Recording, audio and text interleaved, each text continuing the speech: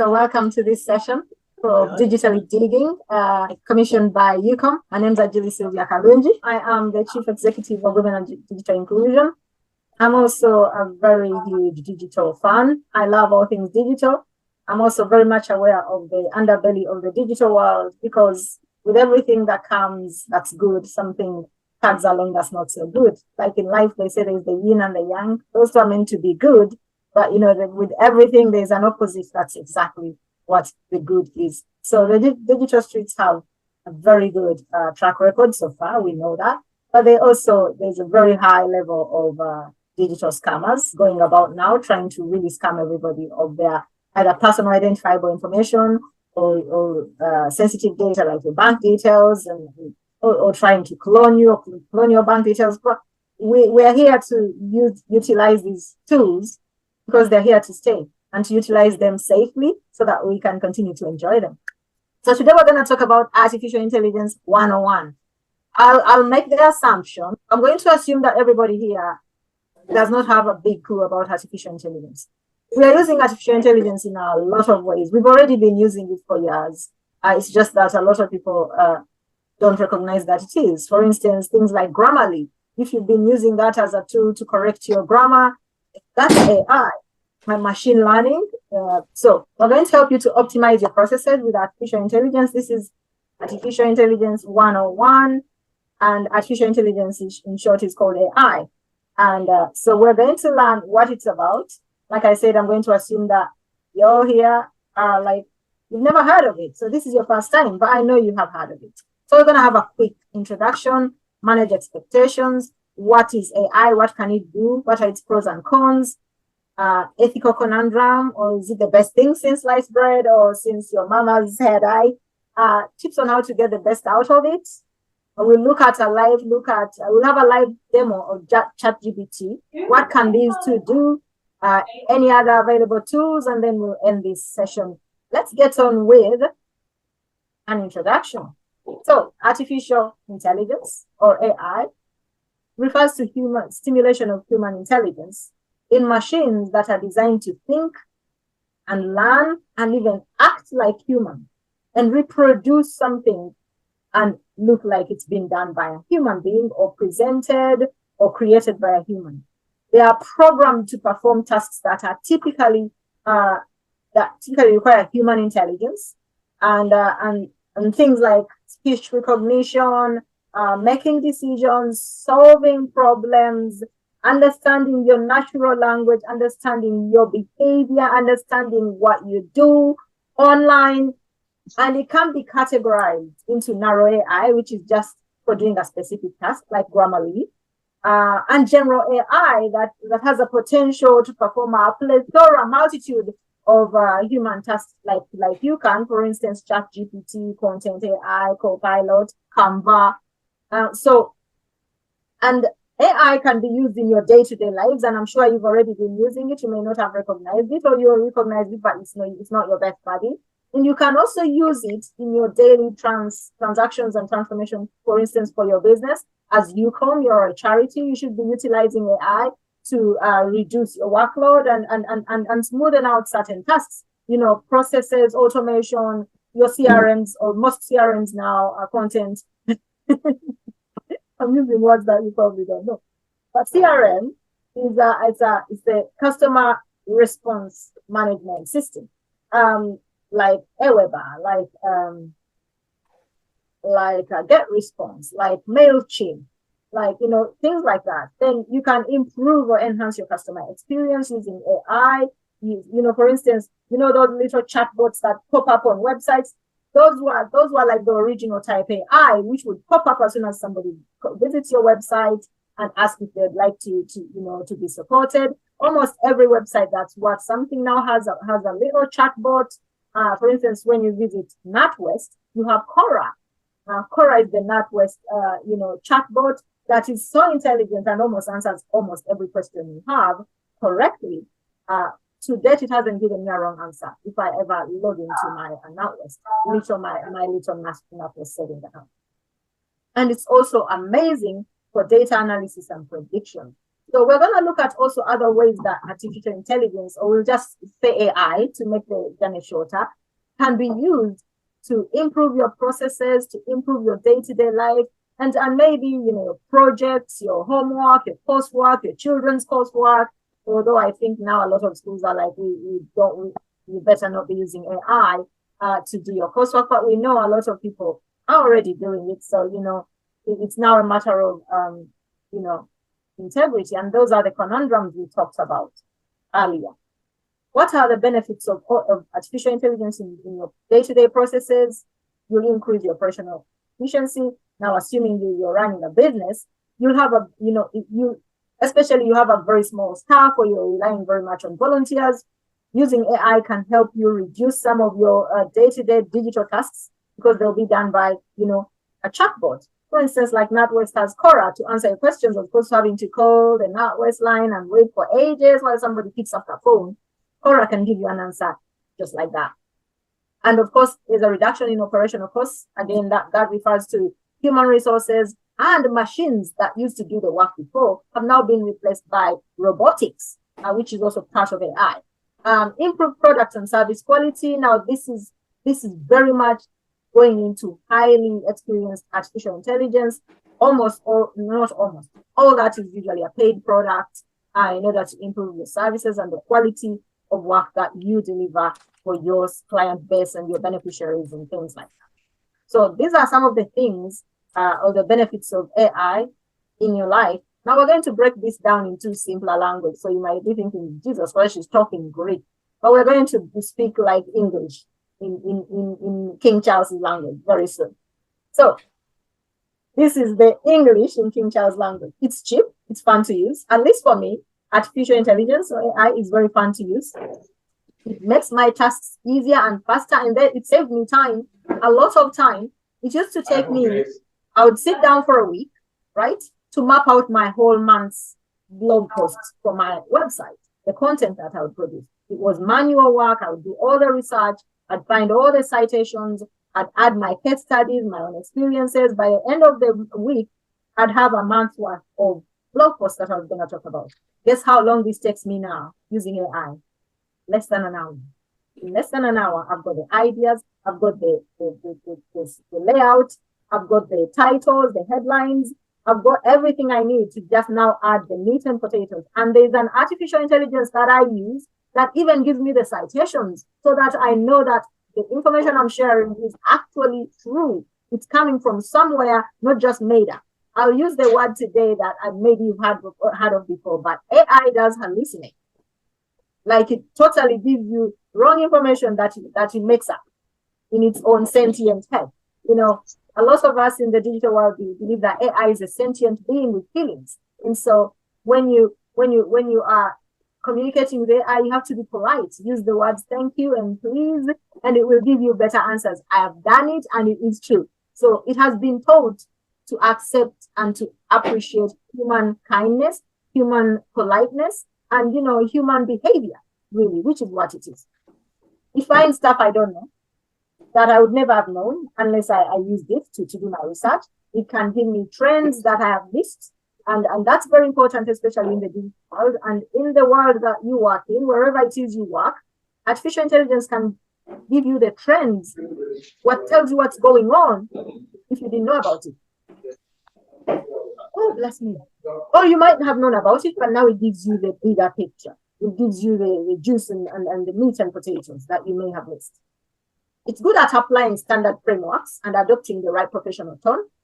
I'll show you how as we go along, because when you ask AI to give you a brief, you can ask it to give you something in a certain tone: professional, business, conversational, casual, lighthearted, case study, tutorial. It literally can give you the right professional tone. And therefore, if you're doing research for work, or research for uni, or research for college, or whatever you're doing your research for, you're supporting your child, your partner, you're doing whatever you're doing it for, you would then present this information in the right tone of voice.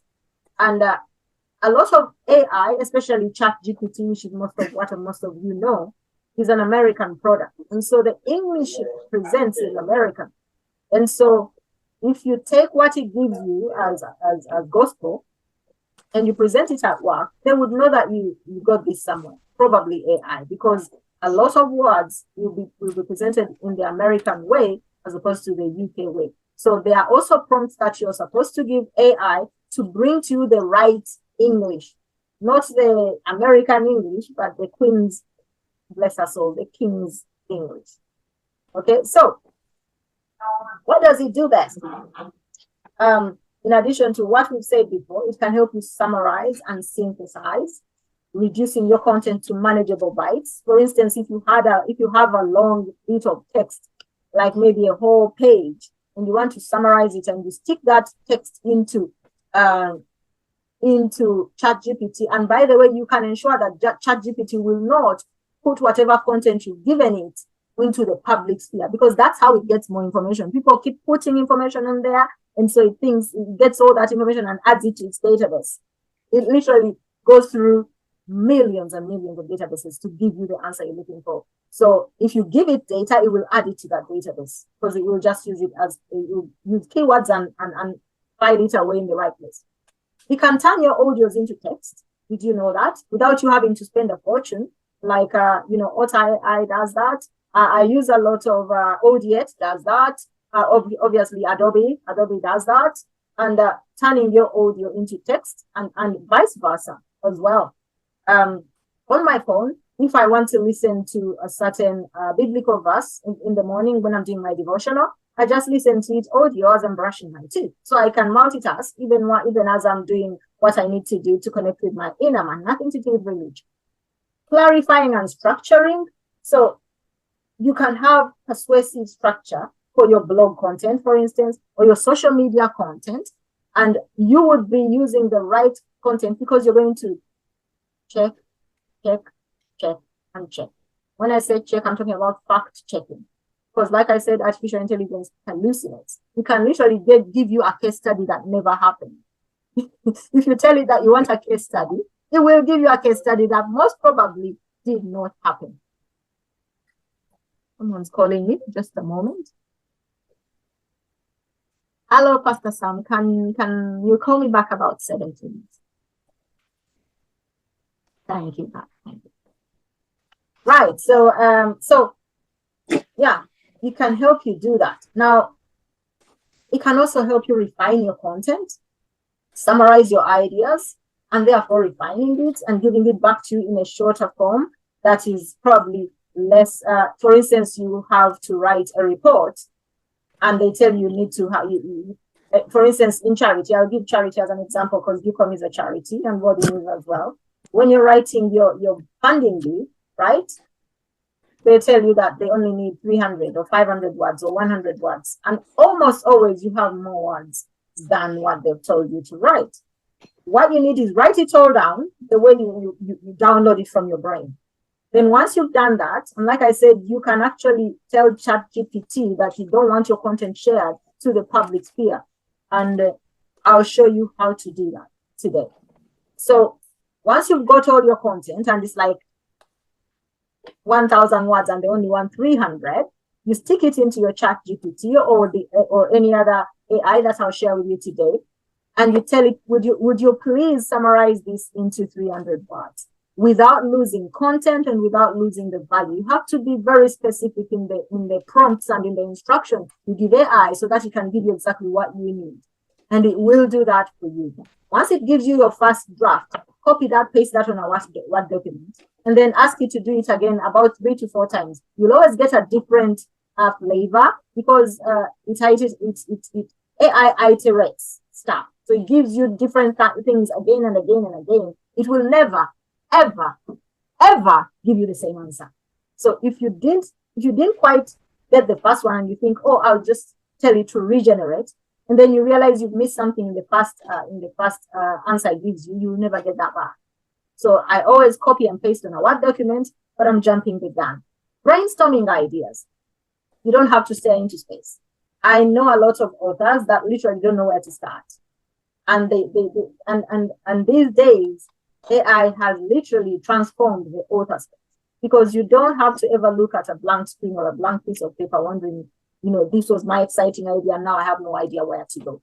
The same goes for research, the same goes for work-related stuff, the same goes for, your projects, your programs, your college work, university stuff, children ideas. Your child comes to you and says, can you help me with this? You tell them, if you ask me in an hour or ask me tomorrow and I'll give you a better answer. Right now I'm busy. And then you go and do your research on AI, make sure you ask it in the right English, brief it down, and then tell your child they don't think I've got the best mommy or daddy. Why? Because essentially, the children really are not allowed to use AI to do their research. They're encouraged to go to libraries. But people are not going to the library anymore. Why? Because there's AI and Google. So what else can it do? In your day-to-day life, what can it do? Like I said, it can summarize. It can expand your content as well. So you might have a brief, small summary that you picked up on Google. And then you stick it in your AI, in your chat GPT, and you ask to expand, and you tell it to expand that into, say, 5 bullet points, each with 3-4 paragraphs. You have to be that specific, each with 2 to 3 paragraphs or 3 to 4 paragraphs, and giving you and add a conclusion or a summary. It will give you a whole write-up of your 1 paragraph summary into a whole 1-page summary, 1-page piece of content. And it can do your word count for you as well. A lot of people struggle with word count, especially if you're not using tools like Microsoft Word, because now Microsoft Word is a paid product, and you're using any other word processor, for instance, Libra or WS Word. You can actually use AI to count the words for you. It will tell you the exact word count, including spaces as well. Because for instance, for charity purposes, a lot of funders tell you that they are giving you only 300 words, and they've counted the spaces as well as part of your words. It's a bloody headache. But hey ho, with AI, you don't have to cry anymore and say, oh my God, I keep having more words than I thought I had. And yet on Word, it tells me I have 300 words. And when I put it in the application portal, it shows up like it's 3,000 words because it's counting every space as well.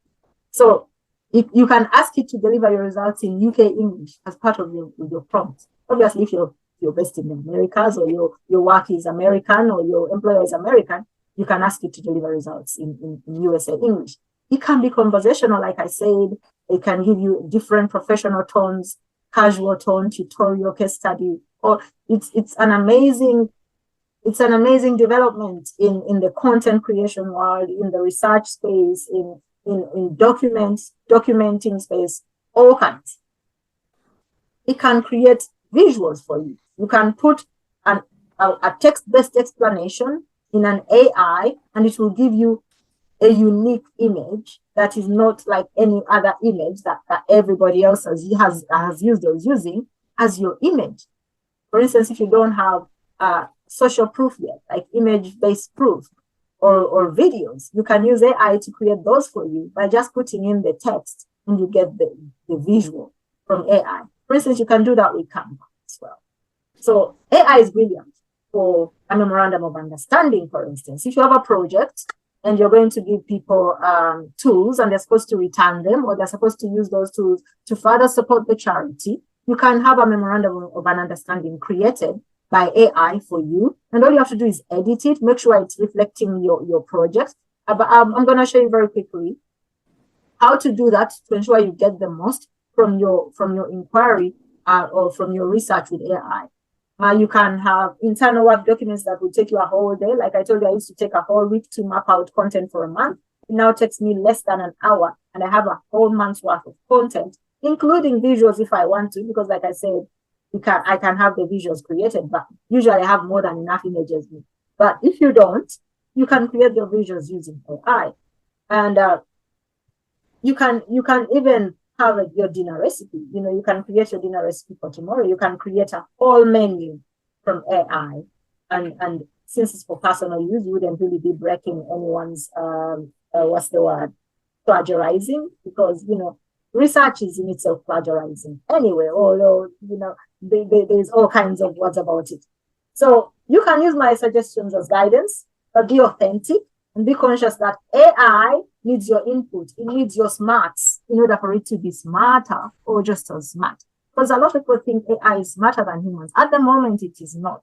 It can only be smarter than you if you give it the wrong prompts, and then it will give you a whole load of gobbledygook that sounds so good, but half the time it is a load of gobbledygook and does not make sense. And if somebody else reads it, they'll know immediately you used AI. So it needs your input, it needs your soul to get life. If that's what, if I can say that. For day-to-day use, it's not meant to replace your creativity. And a lot of people are worried about that AI will replace creativity, but actually it will not, because it cannot replace your experiences, it cannot replace your lived experiences, it cannot replace your traumas, it cannot relive them for you or share how you felt about those. It cannot bring the emotion that you would bring to that story and share your story in a way that moves somebody to say, oh my God, that's the person I want to hire, that's the person I wanna give my funding, that's the organization we want to work with. It will not do that for you. It will give you a lot of ideas, but it cannot bring that extra oomph and spice and soul to the content it gives you. And it requires very specific prompts and questions to deliver a even remotely respectable answer. Like I said, everything AI gives to you might look amazing, but when you know what you're looking for and all you just wanted was better ideas or summarize or expand the content, you would spot the fake stuff it has thrown in, or what I call hallucinations, very quickly. What are the ethical concerns of AI? Plagiarism? Yes. Everything that AI brings back to you is someone else's work. One time I asked AI a question and it brought back my blog post. I was so surprised. Like the content, I knew immediately that this sounds like something I've already written before. And when I went to check my blog content, it literally was right there being read back to me. Whether I recognized that I was the writer, author, or it just scrapped the internet and found it, I'm not sure. But all I know is it literally gave me back my own content. And so imagine if that content was copyrighted, then that would be a problem. So you have to be very, very careful about what you take to present to somebody else as your content, especially if you've got it from the digital streets via AI.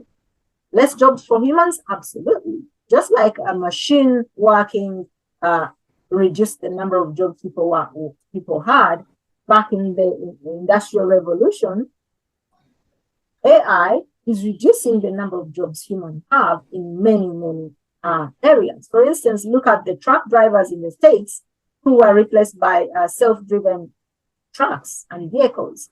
Look at even when you look at the NHS, there's a lot of artificial intelligence being introduced to the NHS.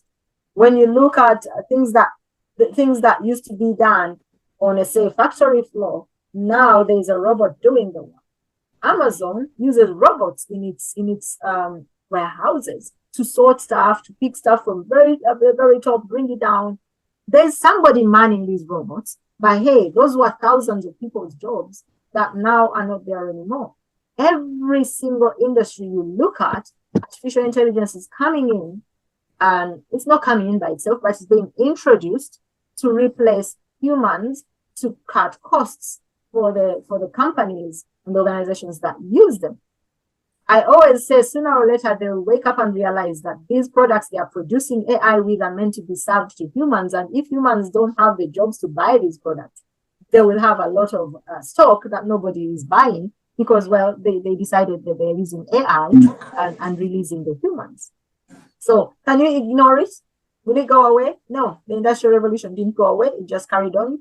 And now the revolution is taking over, but that's about it. So it's not going anywhere. But there is a major, major problem of integrity. For instance, just last week, I was at a conference for getting grants. And one of the concerns was using artificial intelligence to write project funding bids. And they were saying that most funders can tell a bid that's written with artificial intelligence a mile away. Because of what? Because of the English. Because of usually like ChatGPT, even Cloud, even Google's Gemini, they use American English.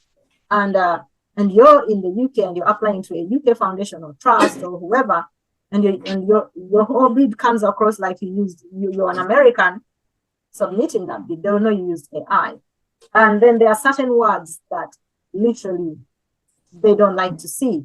and they are very common words, and we use them a lot. Empowerment, leverage, there's a Z instead of an S for a lot of the words that have, for instance, plagiarize in English is with an S. In American English, it's with a Z. So there are those small differences, but they can tell that you've used AI to write these things. So the integrity is a challenge. Would you please mute yourselves so that we can carry on with integrity?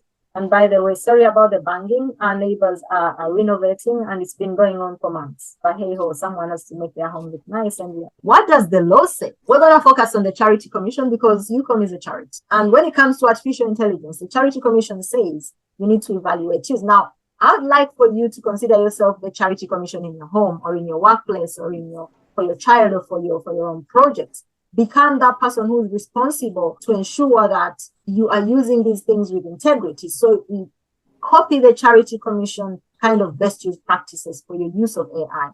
Evaluate your use. Do you need to learn the skills? Is it suitable for what you're doing? What are the risks of using AI to do your work? What is your internal policy? If you're an organization or you're running a small business or a charity, what is your internal policy regarding use of AI? Now, if you're a charity, you absolutely must have a digital use policy, and part of that should have AI, use of AI.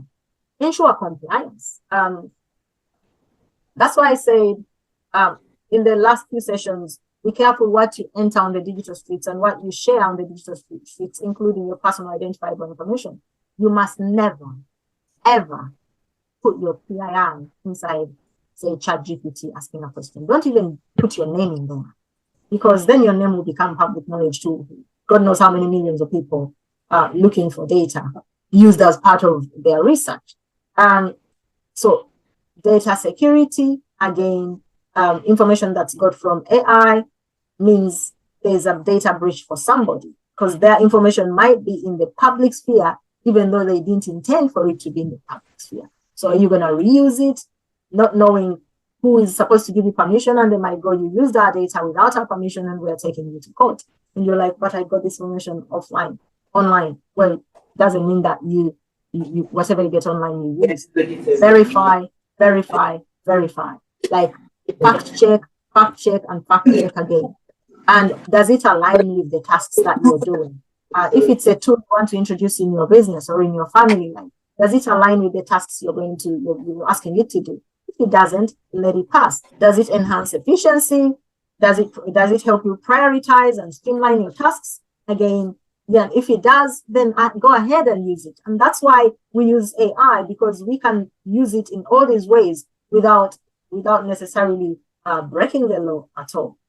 Verify, like I said, fact check, verify, always do an independent check, because AI generated content can be just a full-on hallucination that has no meaning whatsoever. And so you need to ensure that the content you're receiving is integral, it's genuine stuff. And then you have to manage the risk. And that means you also have to manage external threats in terms of if somebody were to say you plagiarized their work, how would that affect you professionally mostly, or if you're an author, or if you are in any way, socially, economically, because if they say you plagiarize, then they're probably going to say, you have to pay a certain check. How will that affect your finances? So think about those. Reputational damage takes a very small thing to ruin a reputation, and it's almost possible to put it back.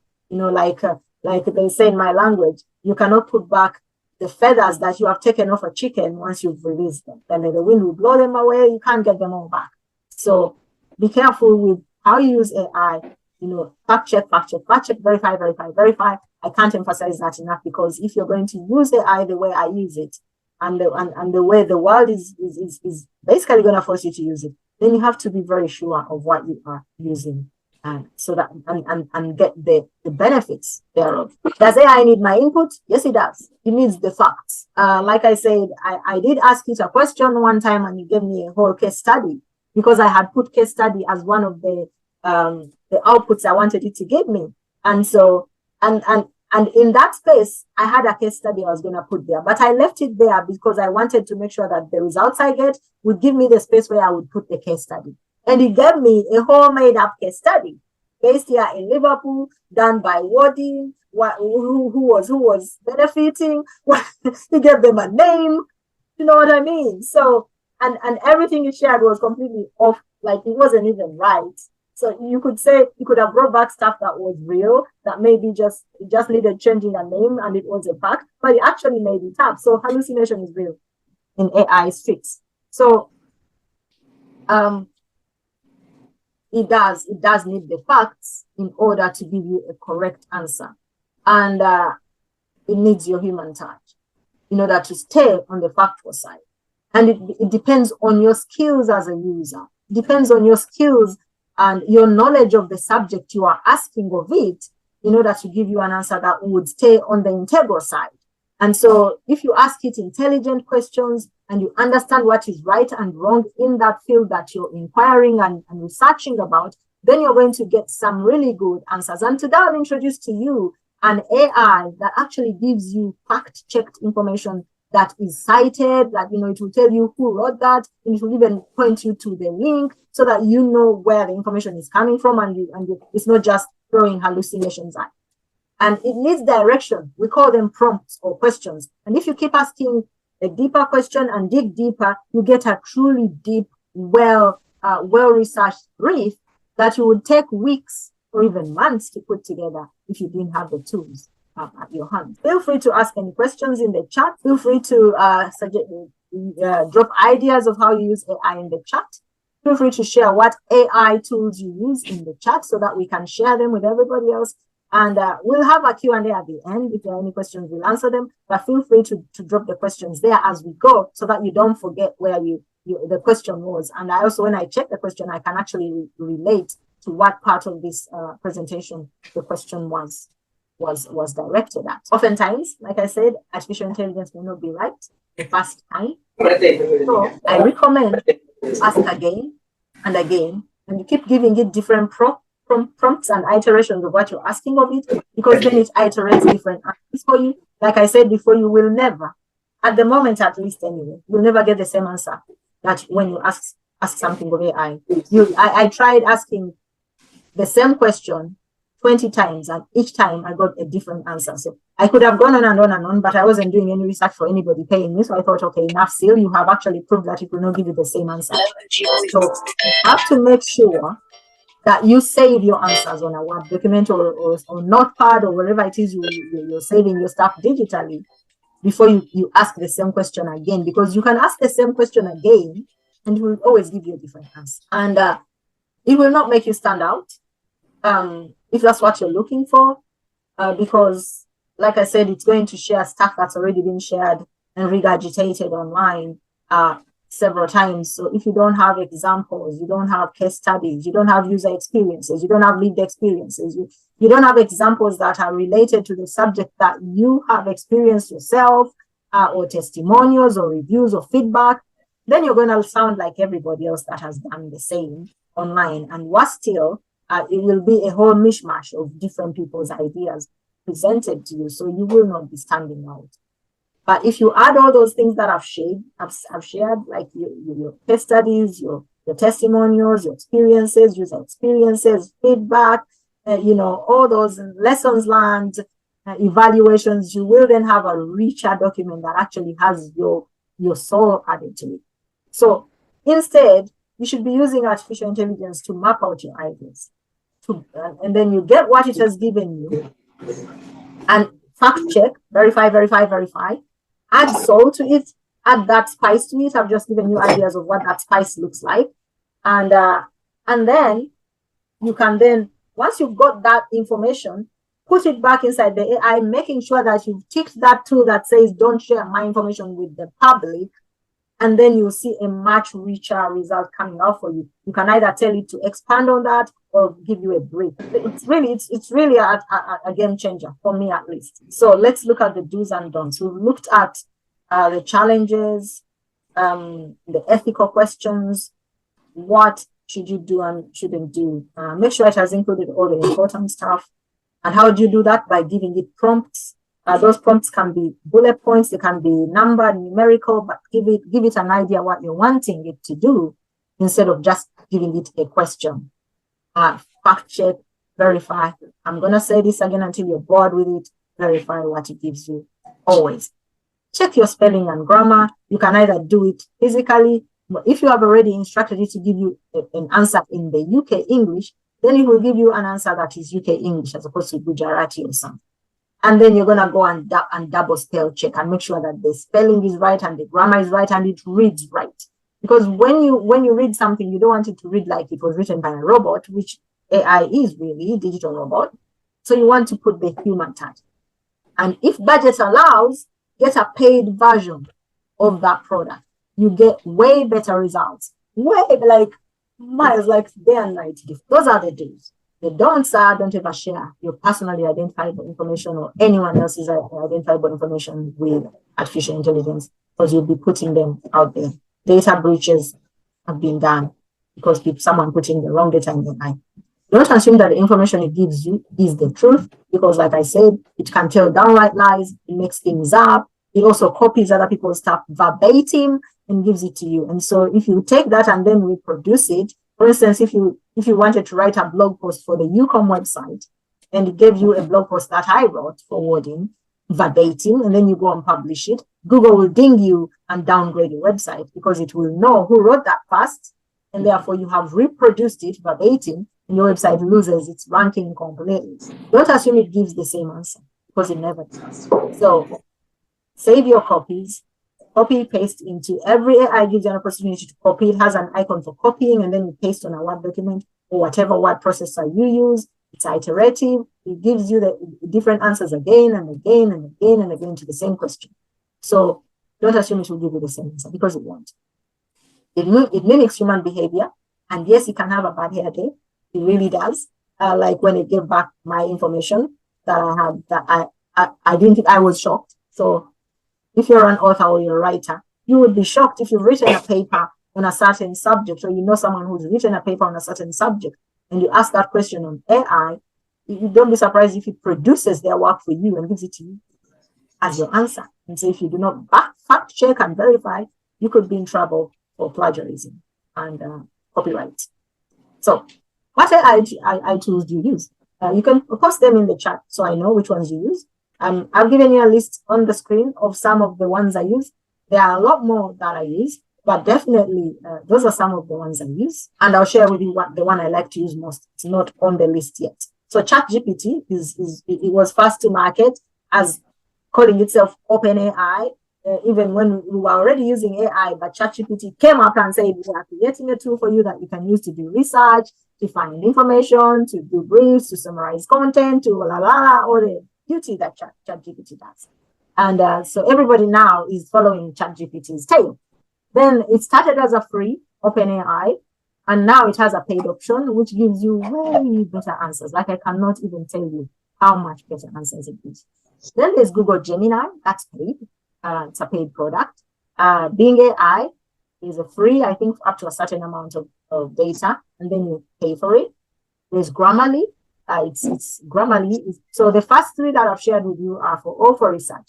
Grammarly is predominantly for grammar checking and checking your spelling. And again, it also leans towards the American version of things. So you would have to choose that you're UK based to use Grammarly more efficiently for you. Copilot is free. Copilot is for Microsoft or Edge. If you use the Edge browser, Copilot is it's attached to that free. And it encourages you to use it all the time, like pop up. But, if you're already using something else, you don't have to use it. Cloud is an amazing, like ChatGPT lookalike, but it's completely paid. I think they may have a starter package. Like you can try it for a number of days, but after that, it's paid. Otter AI is another AI that you can use for all kinds of research, all kinds of all the things we've been talking about AI does. And also creating the transcripts from your videos and from your audios, and it's a paid product. Then there's Content AI. It's also paid. I should have put that it's paid. I used like I said before, I was going to use it for example purposes. but it was literally taking ages to load. I'm not sure why, but sometimes when they're doing updates, it does that. And I was like, I'm not going to do that during the training. If it's still doing updates, it would be a nightmare. So then the one I like the most to use is this one. It's called Perplexity. Which one do you like to use? So someone has shared something in the chat. ChatGPT, yes, Rahima. Yeah, it was first to market, and almost everybody loves to use ChatGPT to do their research.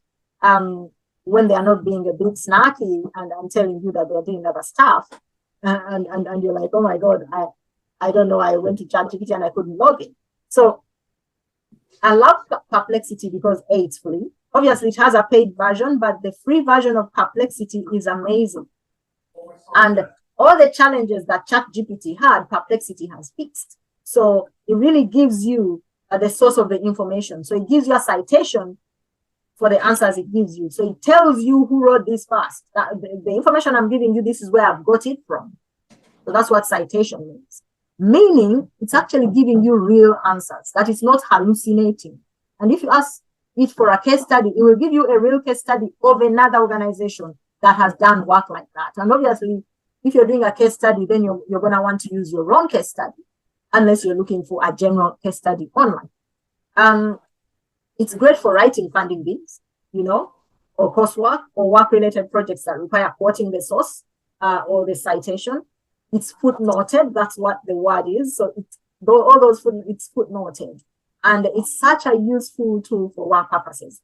And it's 100% free to start with. Like, just like ChatGPT is free, but ChatGPT will never give you the citations. It will not give you the footnotes, and it hallucinates a ton. So how about we go take a look? I've been talking, giving you a lot of theory. Let's go do some real work. ChatGPT, as Rahima said, it's almost like I guessed. Let's ask what it is. Let's ask that question. What is ChatGPT for a workshop I'm running today in 4 simple bullet points? Make it real simple for an 8th grader. Let's go check that out. Let's go ask Perplexity, because if you ask ChatGPT, it will give you some really glorified answer. Let's go ask Perplexity what ChatGPT is. And we're going to ask the same question, right? As you can see, the interface is slightly better than ChatGPT's as well. And it also gives you an idea what you can do with it. It has a paid version, like I said, but it will be free forever to use. But if you want to get a little more capabilities and functionalities, enjoy new packs as they're added, and as you can see, you get the same searches. You can do up to 5 searches per day, professional searches, not just standard searches. And it is the same. Okay, and you can choose. And when you go pro, it gives you ChatGPT 4.0. It also gives you Cloud 3. It also gives you Sonar Large and much more. So it brings you all tools of other AIs to use inside its pro version. And you can also upload files. For instance, like I told you, you can bring in current ChatGPT, there's a word limit on the free version. Right, this is what Perplexity looks like. So let me take it back to, like I said, I took mine back to act like I'd never used it before.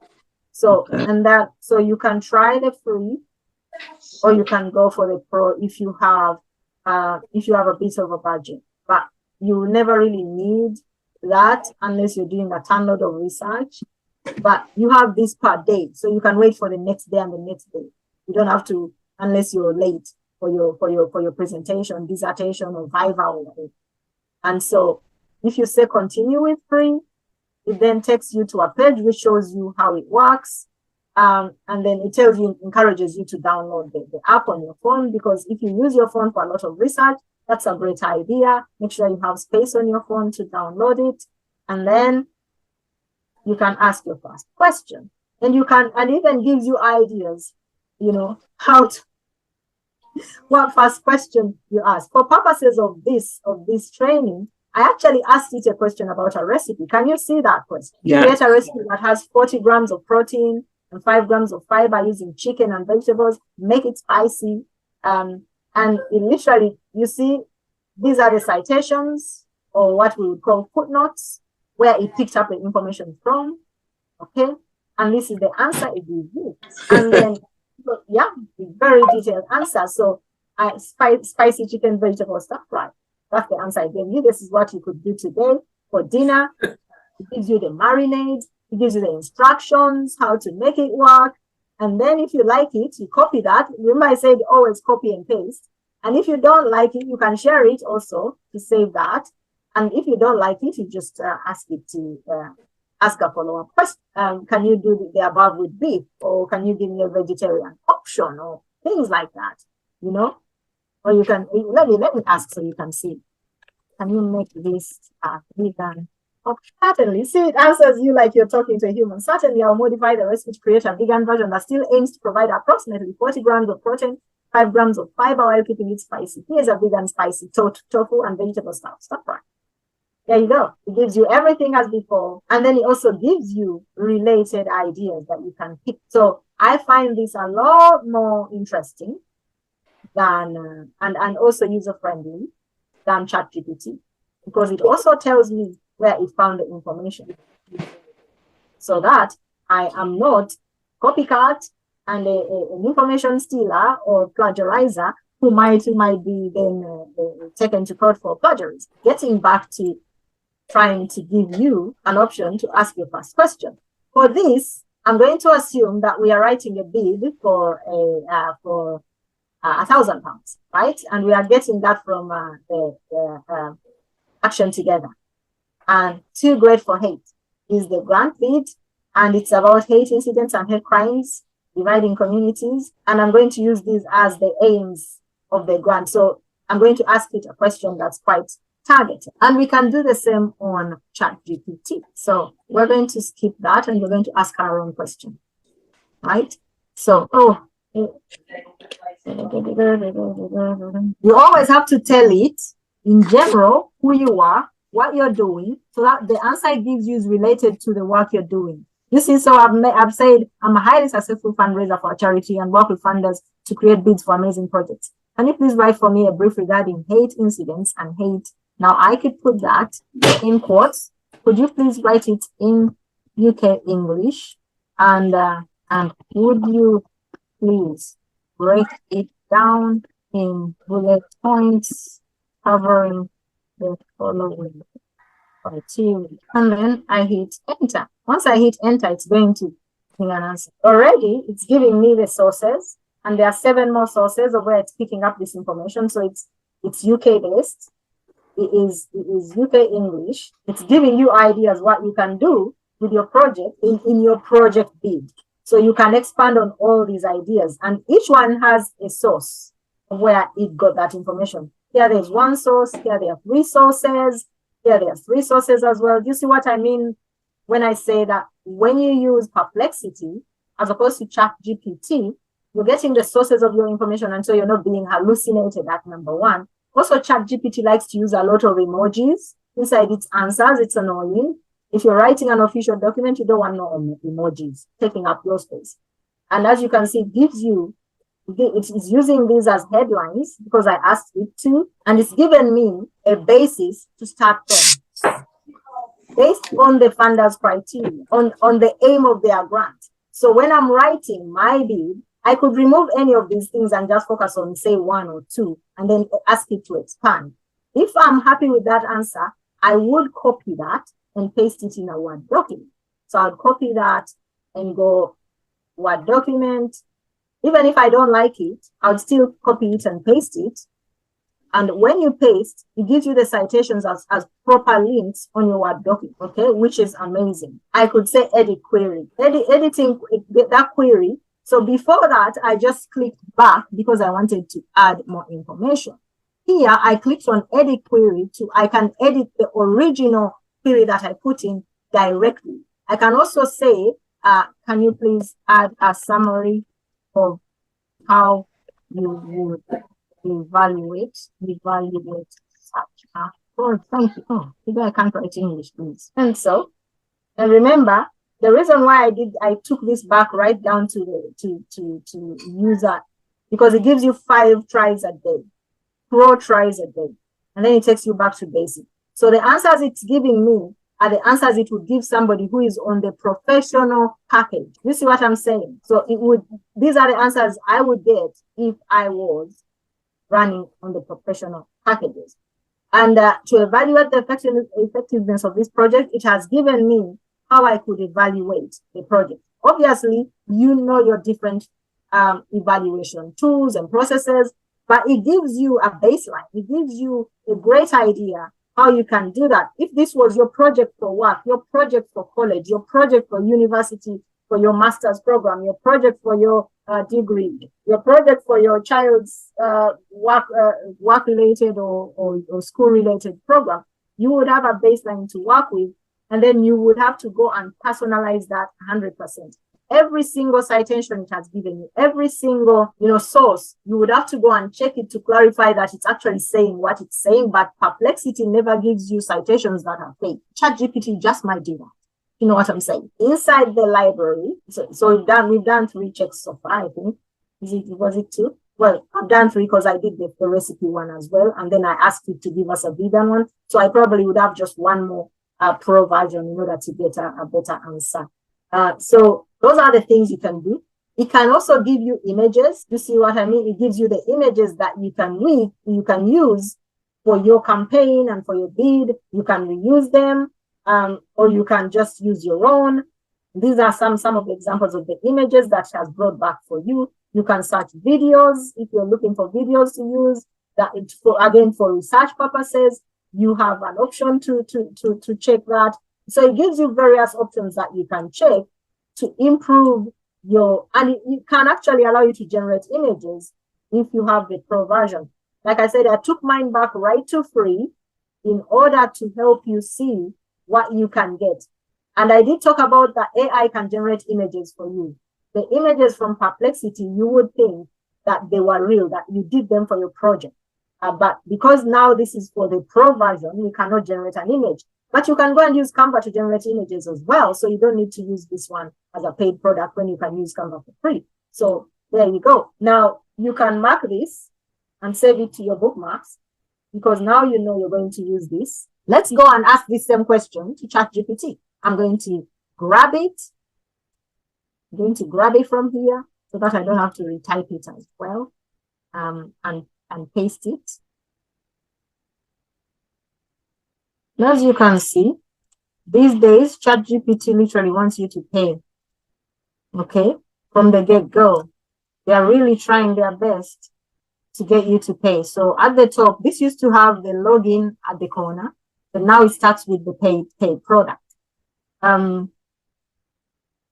So if you click login, it should take you to the login. But we are coming to ask ChatGPT a question. Now, remember I said that you don't want your information to go into the public sphere, including your research, the results you get, the questions you give it, the criteria you give it. You don't want it to become part of its public database. So how do you do that? You go into your settings, which is, can you see my ChatGPT right now? So when you log into your ChatGPT, if you have a ChatGPT account, because I'm sure most of you do, or if you don't, it's a good tool to use. But like I said, it hallucinates a lot and it loves using emojis. If you're an emoji lover, you love it.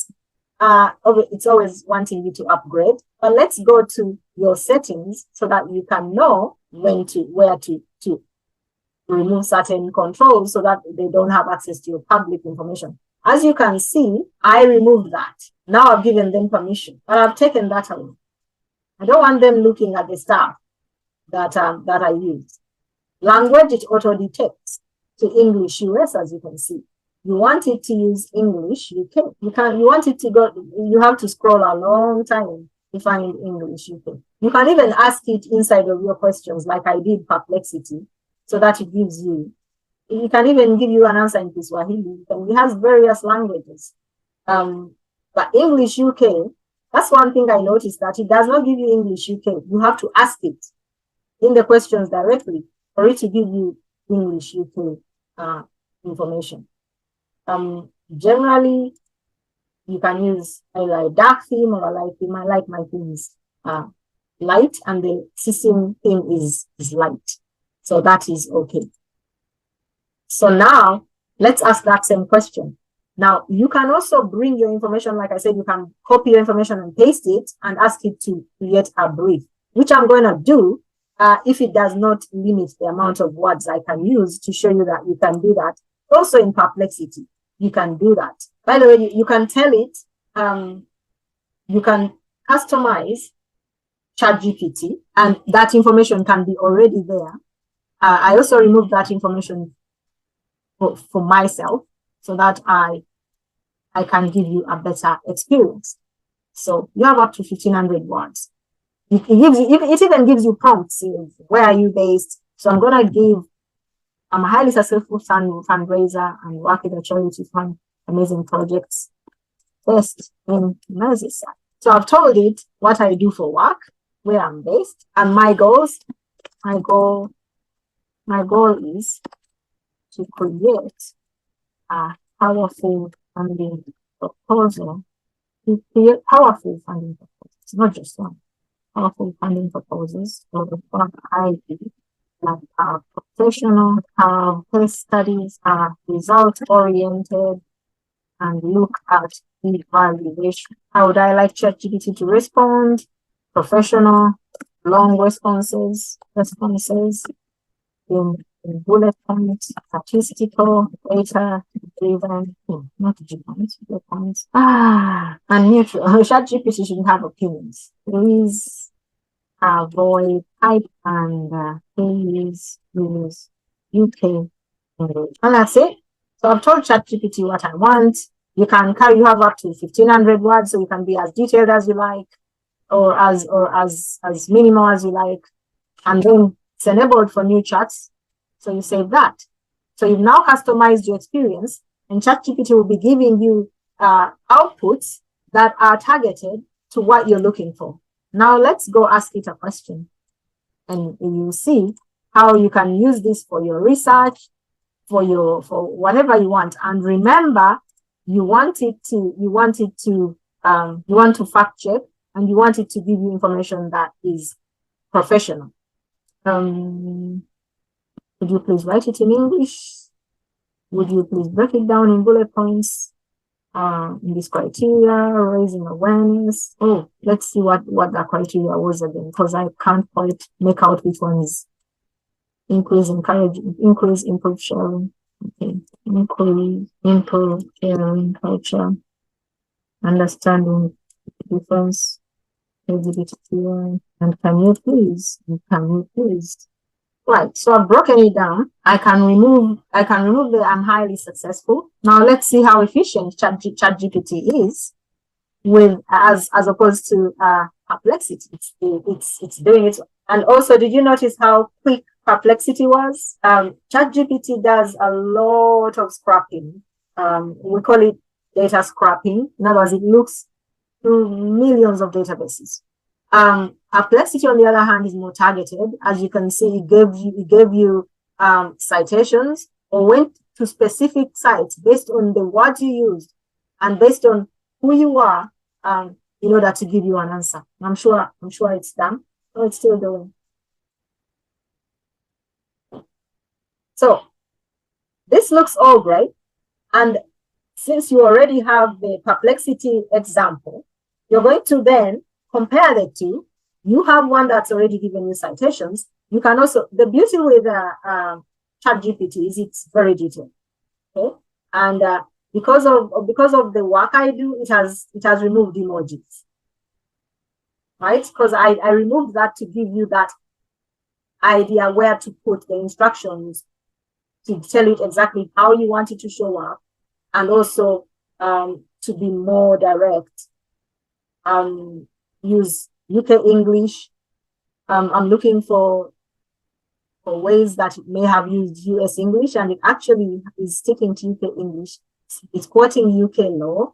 And so it's really giving you a detailed answer. So imagine if you were writing a piece of research around this topic. How amazing would that be for you?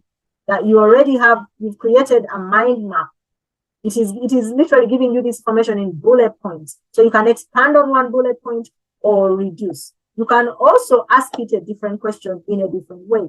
I always ask a minimum of 4 times, but I'm not going to take you through all that. The purposes of this training, I just want you to see how efficient and effective you can get information from these programs. It's still writing. And then when it's done, it also gives you an option to copy. You can also share using that. You can use templates, but I don't really do because most of the time I just use Perplexity. I come to ChatGPT to get the general information, and then I usually fact check it with Perplexity because Perplexity is going to give me the sources, so I can fact check, I can verify, I can add data, I can look for databases from those websites I've been given. I can also then bring in my own case studies and examples and ideas. And this is how you copy. You just click on those 2 double points. You copy that, and you bring it to your Word document, and you paste it right here. Now, in order for me to understand which one is different, I just do that and paste. Now, we talked about creating a brief of your work. Let's assume this is what we wanted it to do. And so we are going to say we are good with that. We're now going to ask it to create a brief. I always say please to my AI. I assume if it were a human being, how would you feel if someone just said, give me this without actually saying thank you? Now, sometimes ChatGPT says you've run out of words, but in this case, I haven't run out of words, so I'm glad. And I can remove some of those little, citation signs because they don't come through. But you know what it does. So we're going to see how quickly it turns that into a book. It's now reading it, and it's giving you a book. And I've asked for, I think, 3 or 4 briefs. I encourage you to play with these AIs for whatever projects you have, or projects that your family members or your work may ask you to. If it's a work project, I encourage you to inform them that you're going to do research using AI, but you're going to fact check and verify and bring the sources so that they know that you've actually done some research, not just done an AI-based stuff. And if it's for a school or uni related project, just do your fact checking and verifying, and then you don't have to say, as long as you cite, because all these give you an opportunity to cite. It's not really being brief, but that's typical of ChatGPT. I can ask it to reduce this into an even shorter paragraph. It's given me 3 paragraphs, which is really a brief of that whole long piece of work I gave it. So you can ask it to turn things into briefs. Once you've done your fact checking and verifying, turning something long into a briefer thing would be good. So now I'm going to say, please turn this into 150 word. There you go. See how quick what I used to do for a week, it has done for me in seconds. It saves you time. It does all these things I've said to you. It can give you images, videos. It can actually generate images for you. It can do a whole lot of stuff for you. And all you are doing is giving it the right prompts, the right questions, dig deeper. Like I said, for everything you ask it to do, ask it for at least 3 different iterations of the question you're asking. Ask a deeper question, clarify something in the question, in the answers it has given you. That way, it gets to understand what you need better from it and gives you better and better iterations of the answers and the output you're looking for. It's amazing. Even ChatGPT is amazing when you use it right.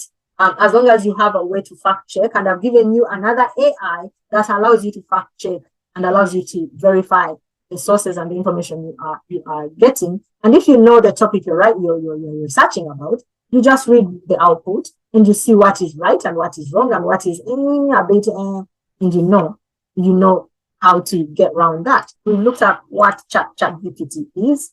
We've actually tried my best. It's not the best kept secret, but my best AI tool that is better than ChatGPT. I gave you a list of different AI tools that you can use, and many of them are different Some of them are paid, but most of them give you a free option to try them.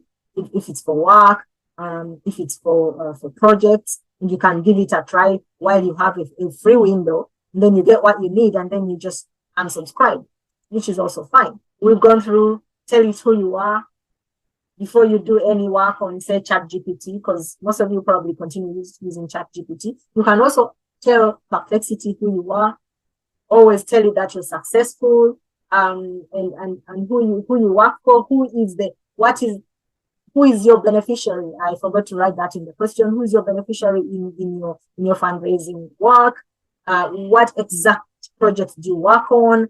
It will give you such detailed answers that are targeted, especially Perplexity and all these other paid for products, Cloud, Gemini, Copilot. They'll give you much more targeted answers. And Copilot actually works similar to Perplexity. They've created this in such a way that so all these followers of ChatGPT have found the underbelly of ChatGPT and are doing their best to produce a better product so that they get the customers, because most of them have a paid option. Tell it what you do not want. Tell it not to use extravagant American English. It will do that for your projects and you will look weird. Ask it not to use jargon or hype. Don't use words like empower, leverage. Customize your AI experience, especially with ChatGPT, and you'll get much better answers and outputs from what you asked it. And we've already done asked it the real question, and so we don't have to go and do that work again. We have learned what artificial intelligence is, what it can and cannot do, its benefits, ethical concerns, and I've shown you how to use it. Obviously, these slides will be passed on to UCOM, and as you've noticed, you won't be able to see the demonstration on the slides because it was a demo. I went ahead and set a brief with a strategy, what I wanted to achieve, broke it down to bite-sized chunks, added relevant data for the AI to synthesize and analyze. What I did was I got what I got from Perplexity and put it in ChatGPT to synthesize and analyze. The audience was professional, a professional audience. Then I brought it all together with a brief of that. I copied and pasted into a Word document. Fact checking via Perplexity. Obviously, if we did fact checking today, it would take us forever. But I advise you, I highly recommend that you fact check, verify, and verify some more. And then you can bring that article back into AI and ask it to summarize it again. Keep giving it different prompts of what summary you want. So, for instance, these different parts of the bid we wanted, we could ask it to summarize on the different criteria and give us a summary of those, because then you can also reword those documents. For instance, if you're writing a bid for funding. By the way, some of you may think, well, I don't do funding. Why would I write a bid? Recently this summer, I put in a bid with Local Solutions personally. It was a personal bid to write a program and deliver a program for women. And they gave me £700. I rechanneled it to Wodin, because obviously for me, that's the women I support in my community. And we had an amazing event. And the funder literally asked to show up just suddenly. And I was like, well, the money you gave was me as a person. You expected me to create a community around it. And she was like, well, you could invite some 2 to 3 women and we can talk about your project. And I was like, well, I can do better than that. So yeah, you can write a program or a project for yourself. Practice this on your own. Ask ChatGPT questions and that you know answers to, because then you can fact check easily and see when it hallucinates and see when it gives you facts that are really, truly good and that you can actually improve on, add the spice, add the soul, and make them personalize them so that you can stand out, because you will not stand out with these ChatGPT or AI generated pieces of content. See how that works for you? You can create whole reports in fact, hours is long, in minutes. What would have taken you 2 hours of work will take you 5 to 10 minutes if you know what you're looking for.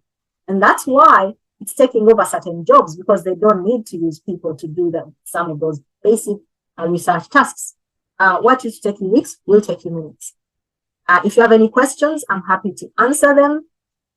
Thank you for your attention. Thank you for joining us. or use any of those handles. My social media, Julisi Kalunji is my handle. If you're not following me yet, please do feel free. I will share content around digital stuff for free. I just love empowering. I'll use that word. Uplifting is a better word. I just like uplifting people to get to their highest selves and thrive. And if you want to connect to our charity, our website is wodin.org.uk. We have a lot of amazing programs coming up soon, and we will be looking at AI in exciting ways in the next few weeks, because we are going to be running a project around digital skills. So if you want to learn, feel free to join us, because we will be starting pretty damn soon. I'll be stopping the share because we are done. And if you have any questions,